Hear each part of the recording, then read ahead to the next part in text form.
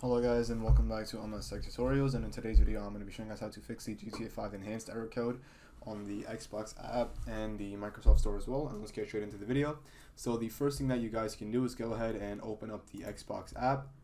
Now from the Xbox app, what you can do is make your way over to My Library, and then from My Library look for GTA 5. Once you find it, right click on it and go ahead and hit right click on it, hit manage, and then from manage go over to files, and then from files go ahead and hit verify and repair, and this will basically make sure that you have no corrupt files, and if it does, it will fix that issue. Now what you can also do is go ahead and X out of the Xbox app. That should fix the issue if you were having it on the Xbox app. Now if you were having the issue on the Microsoft Store, what you can do is go ahead and open up the Windows search bar, go ahead and type in WS reset, and then once you see this command, WS reset, run command, and this will basically restart your Microsoft Store, and this will fix the issue as well. Now once that's done, you guys are good to go, and you can go ahead and sort of VT, and you guys are good to go. So that is it for the video. Thank you guys for watching. Make sure to give the video a thumbs up, subscribe to the channel, and have a great day.